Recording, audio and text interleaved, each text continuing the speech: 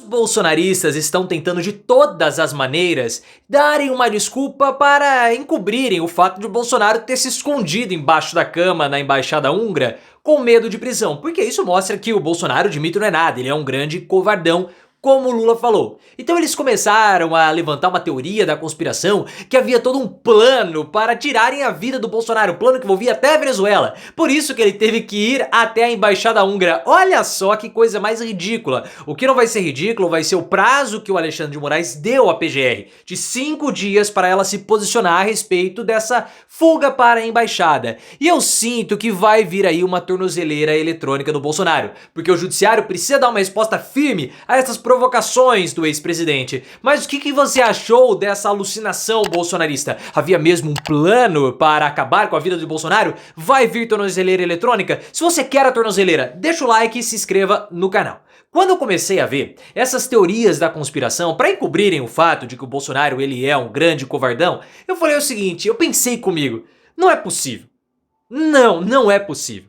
Esses caras, eu não sei se é videogame, eu não sei se é história em quadrinho, eu não sei se é alfafa estragada que esse galo tá comendo, eu não sei se os ETs começaram a responderem aos bolsonaristas que ficaram chamando nas rezas pro pneu, mas não é possível. Porque eles começaram a divulgar nos grupos bolsonaristas nas redes sociais uma teoria da conspiração envolvendo a esquerda global, mais a Venezuela para tirarem a vida de Bolsonaro. E sabe-se lá quem descobriu isso, e aí pediram para que a embaixada húngara escondesse Bolsonaro lá dentro.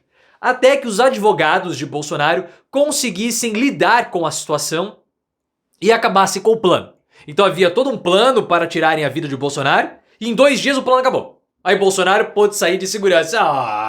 Faça-me um favor. Eu gostei muito mais da versão do Gustavo Gayer, que o Bolsonaro foi lá pra ficar brincando, né, dormindo com um amiguinho. E o Bolsonaro falou, ora, eu não posso falar porque tem mulheres aqui, tenho que respeitá-las. Então, ao que tudo indica, o Bolsonaro foi lá pra dar um tchutchu no embaixador húngaro. Eu gosto muito mais dessa versão, pelo menos há algum confronto mais físico. Mas enfim, isso tudo, pessoal, reforça aquilo que a gente fala no canal há muito e muito tempo.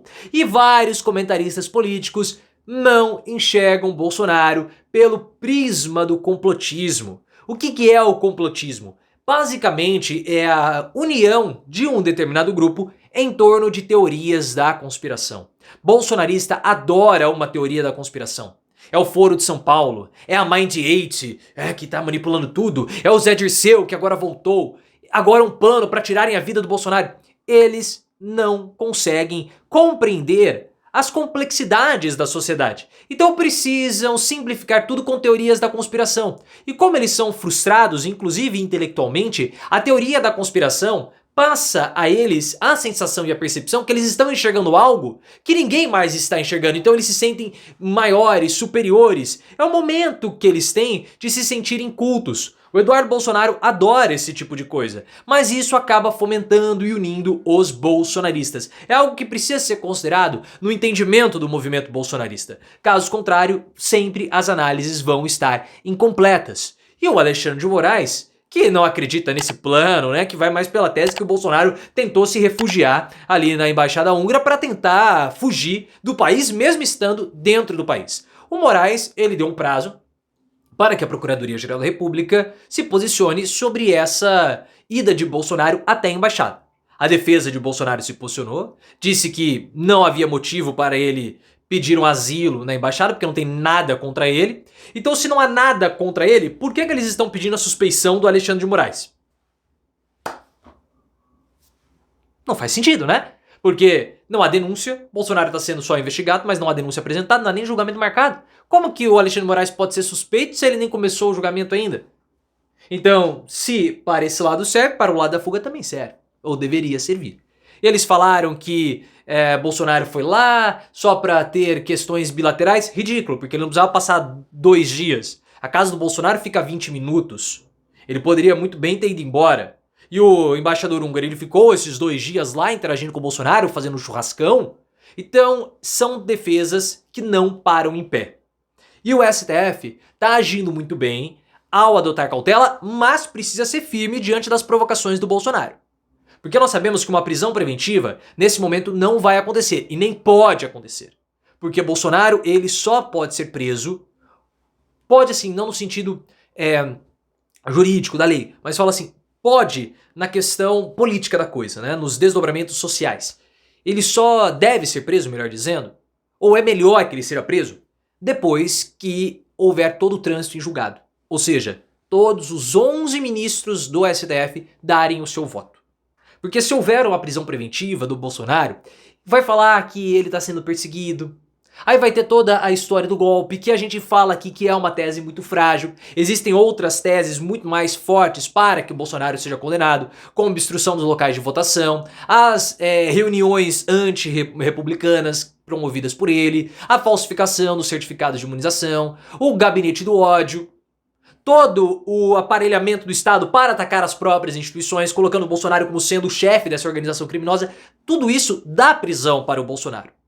O que não pode acontecer são teses frágeis ou até mesmo movimentos que podem colocá-lo como sendo um mártir. E é tudo isso que o STF quer evitar. Mas é muito importante que haja uma posição forte contra o Bolsonaro ou firme contra o Bolsonaro, porque o cara, ele tá querendo provocar todos os limites.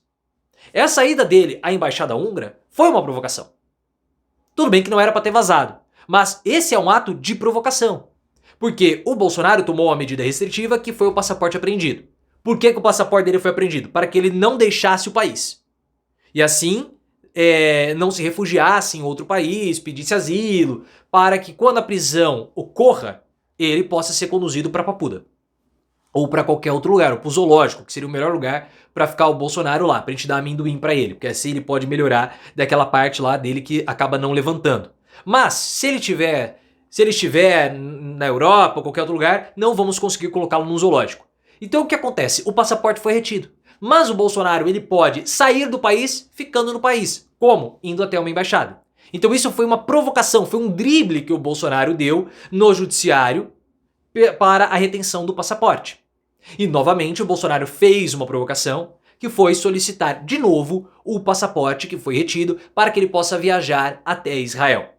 Essa solicitação do passaporte aconteceu 2 dias antes do New York Times divulgar as imagens do Bolsonaro circulando ali todo relaxoso nas dependências da embaixada húngara. Bolsonaro já havia feito esse pedido antes, o pedido foi negado e agora ele fez de novo. Ele está testando sim os limites do STF. São provocações que o Bolsonaro está fazendo à justiça brasileira. Ele sabe que preventivamente ele não vai ser preso, mas é muito importante que haja alguma reação firme do judiciário contra ele.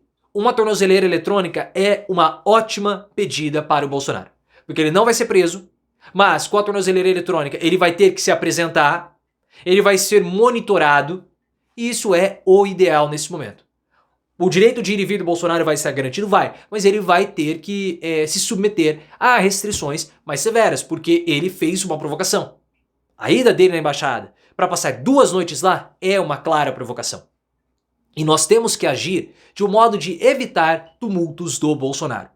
Que tipo de tumulto? Em uma embaixada, ele vai ficar restrito à área do metro quadrado ali do local, mas ele vai poder circular livremente. E ele vai poder interagir das fronteiras daquele outro país, porque uma embaixada é um espaço avançado de um território, né, de um país. Ele vai poder ficar ali no portão, criando uma espécie de cercadinho, com aquela estratégia dele de manter a candidatura dele sob júdice, mesmo estando cassado, colocando liminares. Ele pode fazer comícios, pode fazer palanques, como o Julian Assange fez na Embaixada do Equador. Então ele tende a tumultuar todo o nosso processo de votação em 2026, se essa situação de fato se configurar, e precisa ser evitada o máximo possível. Bolsonaro é um baderneiro e ele vai badernar as nossas instituições. Temos certeza disso. Então é importante medidas com firmeza nas suas punições.